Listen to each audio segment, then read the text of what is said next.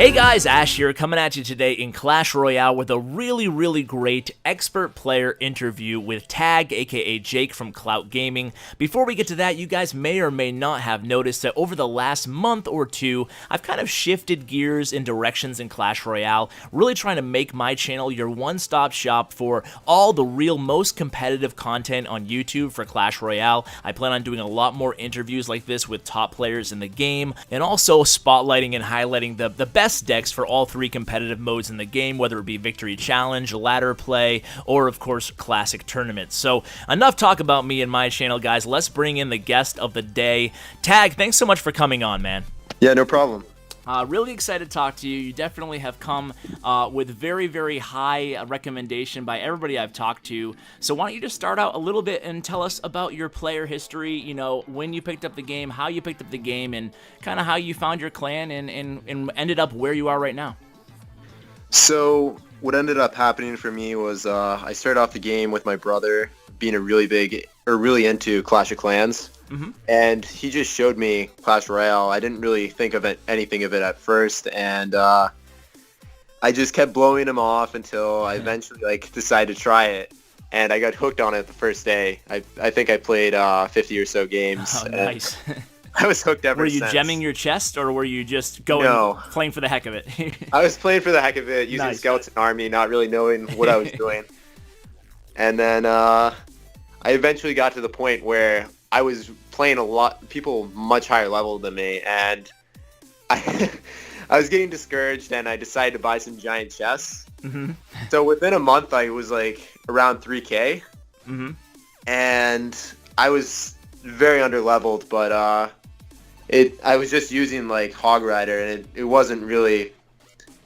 Hog Rider was really OP back then, so everything was really fine, and I left my original clan and joined Clout Gaming, and I eventually got an account to play on from Clout, and I was pushing on that for a while.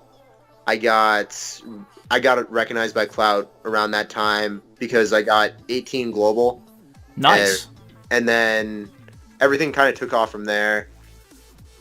So cool. So why don't you tell us about when did you discover that you were, really above average in terms of skill? Was it did it just click immediately for you, or did you learn tips along the way and kind of put it all together, or how did that kind of evolve in terms of your own player skill? So I mean, I didn't really know if I was better than everyone else at first, or just better than the average person, because I knew that everyone that there was no tournament scene at the start, so it was really hard to compare yourself with anyone. Mm-hmm. So I would go to Clout Gaming, and I was in Clout Stars at the time because I didn't actually have enough points to go to Clout Gaming because I didn't gem. Mm-hmm. And Clout Gaming, I just practiced there for a while, and it ended up being really good. I was beating almost everyone there, so nice. It shows something that yeah, high ladder wasn't everything. High ladder doesn't matter that much at all. Yeah, do you find tournaments to be more challenging than ladder play in general, or? Tournaments in the 15Ks were very challenging.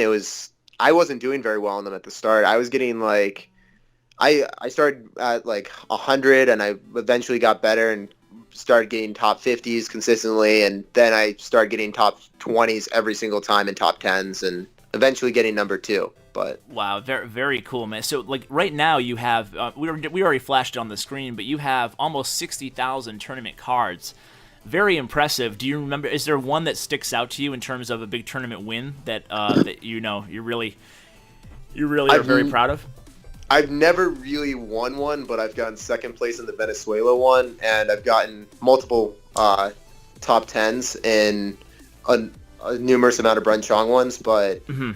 I remember getting knocked out when I was number 1 in Brunchong 1 last game by a Lava Hound deck, and that was pretty salty. Oh boy, I don't blame you. Last 2 minutes. Oh no, at the very end, huh? Yeah. Ah, God. Well, I have so many questions to ask you, specifically about the two decks you're going to be sharing with us today, but also some more general questions that I think are going to really help a lot of people out. So I kind of want to start with a kind of a different question that I normally don't ask people, but it kind of occurred to me, and we actually had a little conversation before we pressed record today about how you hold your device, your phone or your iPad, and what fingers or thumbs that you use when you play, because I think this is actually kind of important, especially regarding whether you tap or whether you drag or when you do both. So why don't you just tell us a little bit about how you hold your device and what you think, why you prefer the way you do. Yeah, so what I do is I hold my phone with my left pinky stabilizing the bottom of my phone. Okay. And then I just hold it in one hand. And I use both of my thumbs to select the cards at the bottom. And I have my right hand, the right index finger, just dropping the cards. I never really just drag the cards from the bottom. I always just drop them immediately because my phone's really stabilized with my left hand. So after playing as many games as I have, it's really consistent. And I know that I'm going to hit my poisons where I want them. Yes. And my minors. Yeah, and that's really good advice, because I was telling you beforehand that what I do very similar to what you do. I hold my device in my left hand. I use my left thumb to select cards, but I don't use my right thumb to select cards, and I think that actually gives you a decent speed advantage, you know? Yeah. You can select and press, almost instantaneously. Now, is there any point where you're kind of spamming the, your index finger on your right hand when you're trying to gain elixir? No, I don't really do that, because if I spam the index finger, then I could drop a card. I'm scared about that. That's true, because you do spam your thumbs a lot. I noticed on your replays. I hover. I hover zap a lot. Whenever I have a princess at the bridge, expecting them to throw goblins or spear goblins or anything besides fire spirits, because you're not going to zap those in time. Yeah, so okay. I definitely hover a lot, but I don't really ever spam with my index finger. Okay, well, thanks. I think that's good advice. I think a lot of people could use those little kind of out-of-the-box tips like that. So another general question before we get into the specifics regarding both of the decks. So, people out there, sometimes, this game is famous and infamous for getting people to really rage. Is there any kind of tactics that you have to kind of calm yourself down if you're losing a few in a row? And, I think it's important to hear from, for people to hear from a guy like you who has such a big name in the competitive community that even you lose sometimes. So, what are your tactics?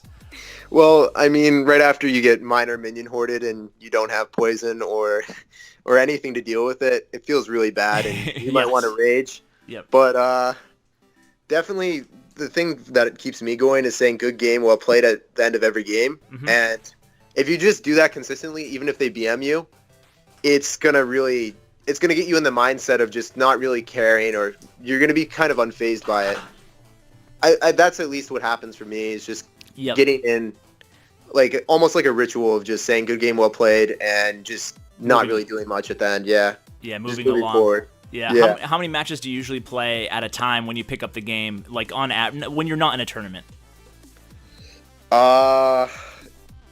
It depends on how much time I have, because my schedule is kind of like, I mean, during the summer I was playing tennis a lot, and right now I have a lot of work in college, so it varies. Sometimes I'll play in class. It's not, I don't know. Sometimes I'll play, if you're really trying to push or play a lot in challenges, like I wouldn't advise playing more than 5 or 6 games, or like maybe one challenge. But if you play like 2 or 3 challenges in a row, you're just going to get burnt out, and you're not going to want to pick up the game for a while. So that's really solid advice, I think. I wouldn't play more than 20 games ever. Yep. Yeah. Even if you're winning, I feel like your quality of play does go down after a while, like you get a little bit sloppier, or I'm sure we've all been there where you have that frustrating loss, and then the next match you're like overly aggressive at the beginning because you can feel that rage kind of bleeding over to the next game, But let's talk a little bit about your decks. And the first one that we're watching actually right now on the screen is this 3 Musketeer deck. And it seems like 3 Musketeer is everywhere right now. And you have this deck this is your tournament deck that you're really very successful with. So why don't you tell us a little bit before we get in? I have tons of questions on this deck specifically, but why don't you just give us an overview of the deck and tell us a little bit about what you're trying to do with this deck? All right, so this deck is it's a Three Musketeer deck that really focuses on cycling and using minor poison to finish off the weakened tower after you've already done damage to a split push, or after you've already done damage with a split push.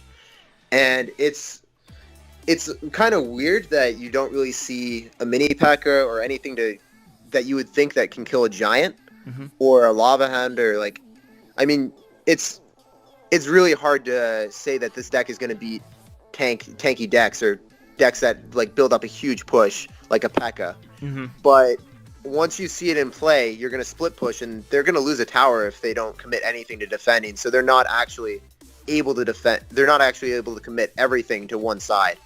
So that's what the entire deck is. You're essentially building up the elixir advantage with pumps because you have a skeleton and ice spirit cycle and princess, and you're really able to get the elixir advantage. You also have minor poison to get rid of their pumps, and once you get the elixir advantage, it's really hard to stop Three Musketeers cost effectively. Yeah, absolutely. So I think let's just focus a little bit on Three Musketeers, which is obviously your big main win condition of the deck. So when you have the Three Musketeers, I notice that sometimes you play it behind the King Tower, sometimes you play the Three Musketeer card in front of the King Tower. Why don't you tell us a little bit about how you decide where to play the Three Musketeers and where to split them? Yeah, so what I always try to do is I always pump up behind my towers. I never pump up in the front. Okay. Because if you pump up in the front and you split your Musketeers behind or in front of your tower, then you know that it's just going to be a bad time because they're going to get great value poison. So if you pump up in the sides and split your Musketeers in the middle, then there's no way for them to get a value poison. And you always want to split your Musketeers with the two on the weaker side or on the tower that isn't the weakest. You want the two Musketeers going on the tower that has the least amount of damage on it. Oh, interesting. So why is that? Because they're always going to poison zap it. So okay, so you always have the two Musketeers. When you split them, obviously you have one Musketeer in one lane and two in the other lane. So you're always sending in this. Say you have 500 hit points on one tower and a full health on the other tower. You're always sending your two on the full health side. Yeah, definitely. Okay. I also try to. Well, it actually depends. When there's a tank coming at me, I really wanted them to. I always try to split 2-1, and I try to get the one going in the direction that their push is going.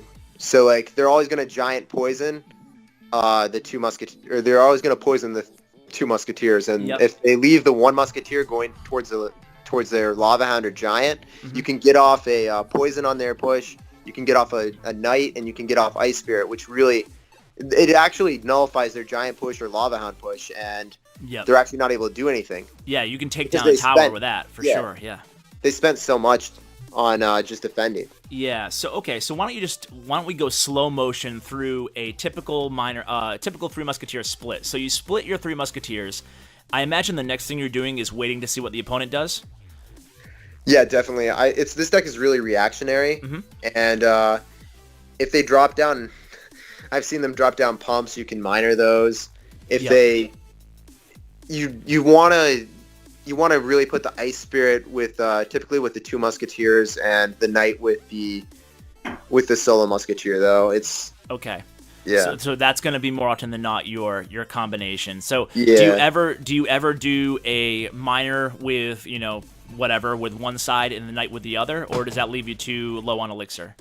I don't really like doing that. It definitely leaves me too low on elixir if it's not double overtime or that's actually a good time to mention. How does your Three Musketeer split strategy change in the double elixir overtime? So I actually don't like pumping up in double elixir overtime if I feel really stressed.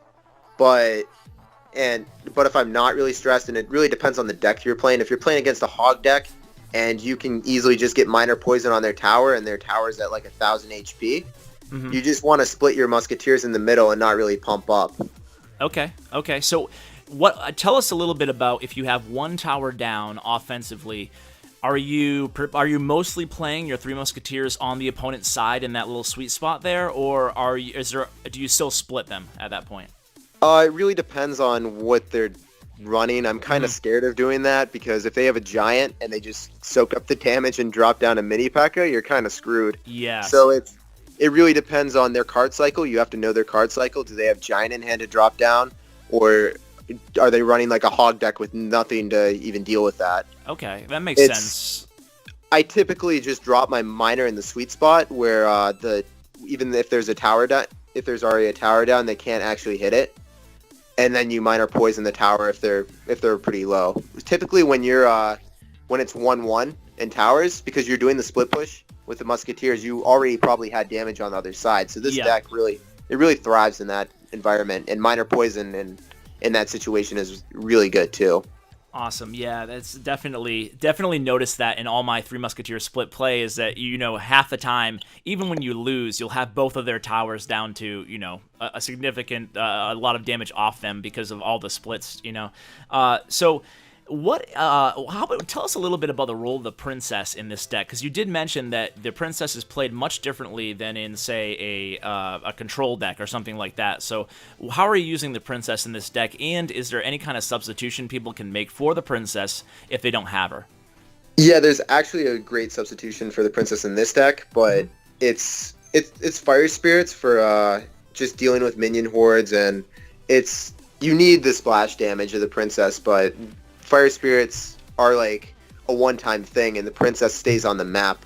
The princess is really great in this deck specifically because when you use it, you're continuously maintaining control on the board.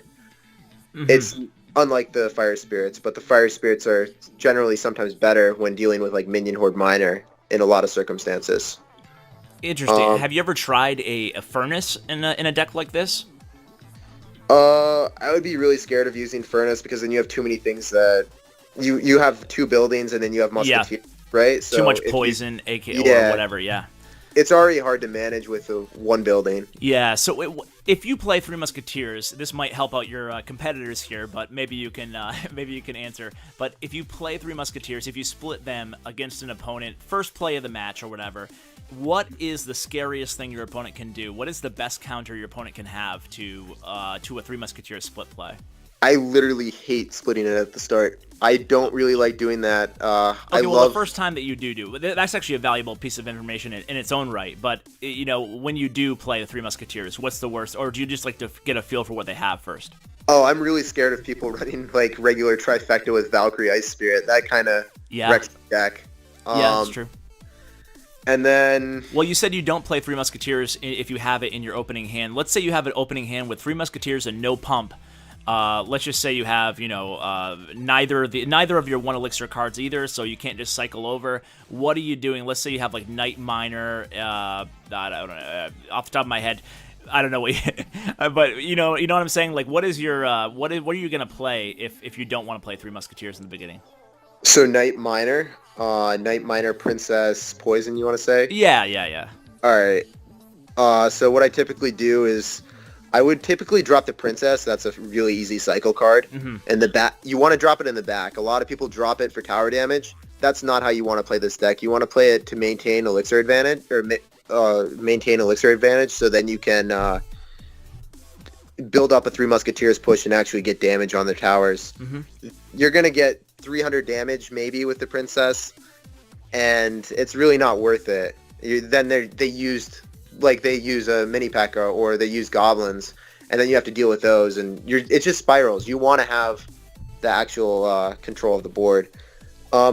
I sometimes cycle Miner at the start on the tower because you have poison. If they pump up, you can poison it.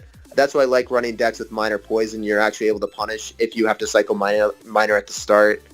Yeah, I don't really like dropping Knight at the start, but sometimes I do. Okay, that's solid. Well, we've taken a lot of time on this deck. Let's kind of move on to your ladder deck here. Why don't you tell us a little bit about what the goals of the ladder deck are? Yeah, so the ladder deck is and why you really prefer it to the tournament deck, I guess. Yeah, it's really safe. You have the Princess, Miner, Goblins, Mini P.E.K.K.A, Ice Spirit. You have a really good defense that can be converted into offense relatively easily. And I like having just Miner and Princess doing chip damage on the tower, and you're typically. I think the best thing for ladder right now is running an Inferno, because you're always going to play like those over-leveled giants or over-leveled. That's true. Yeah, that's the thing that I've been requesting forever. I've requested Mini P.E.K.K.A and Inferno, and they're so much higher than all my other rares. My other rares are literally 2 or 3 levels below. It's gonna be interesting to see if the Inferno Dragon has a home, especially in the meta with so much giant play, and tank play. Yeah, I don't know about it. I think they're just the Musketeer is gonna outrange it, and it'll be interesting to see. Yeah, we'll have to see. Yeah. But okay, so what is your main? So obviously, I mean, this might be a little bit obvious, but like, what are your main offensive combinations and in defensive plays besides the Inferno Tower in the ladder deck? So I always use Ice Spirit. Ice Spirit is really great to use defensively. If they're doing like a hog Ice Spirit push, you can drop the Ice Spirit to eat up their Ice Spirit, and then it'll go back on their hog and freeze it. If you see that in, I think, one of the replays, or yeah, no, we actually saw that just a moment ago. Yeah, so I use that a lot, and then I like doing Princess on defense. Obviously, you want to, but typically for this deck, you want to place the Princess at the bridge to just continuously get that damage on the tower, the weakened tower. Minor and Princess really. Minor Princess and Goblins do the damage to the tower. So a lot of chip damage with this deck. Yeah. It's really a control deck in a lot of ways. I mean, plus the minor, obviously. Yeah, Log is insane now, too. Yes. I don't know if you saw that, but it can actually push units over the bridge now, like on the other side. Yeah, I noticed that. Definitely. And like you said in the beginning of talking about this deck, it's just running that Inferno in any deck. If someone's struggling in ladder play, it's definitely a solid suggestion to add an Inferno to a deck they're already comfortable in and just see if they have better success. Because having that that basically the only defensive weapon in the game that can take down those tanks is definitely valuable in the current meta. So also wanted to ask you before I let you go is a little bit about your affiliation with Clout Gaming. I know that you head up their tournament clan. Is that correct? Accurate? Yeah, we started a tournament team pretty recently, and it's been doing pretty great. Awesome. And we have a lot of friendlies going on, and we're still looking for new people to come in if they want to try out for CRL. We actually came in second place last season. Very cool. And yeah. So what's the best way to get in contact with you or Clout or whoever you do get into contact with? What's the best way to contact you?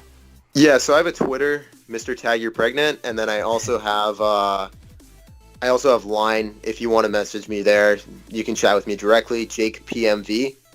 All right, I'll be sure to include those two in the description, guys, if you want to contact Jake, aka Tag, and I'm sure he'll be willing to maybe answer your questions as well if they have any questions that I didn't ask in the regarding either of the decks that you shared. But I've taken up so much of your time already, and you've been very generous with it. So just wanted to thank you again, Tag. You've been very, very awesome source of knowledge here. I think a lot of viewers are going to be happy with all the tips that you shared. So thank you so much, man. Yeah, no problem. This was awesome. Thanks for having me. No problem. Any other shout-outs or anything, or we pretty much cover it all? Oh, yeah, definitely. I just wanted to thank Odyssey for always practicing decks with me. He was the guy that was in the Canadian tournament. Nice. Yeah, so... All right, so Odyssey. Yeah. Shout out. Awesome, man. All right, well, hey, thanks again, man. Appreciate it. No problem. Right. See you around. Take care.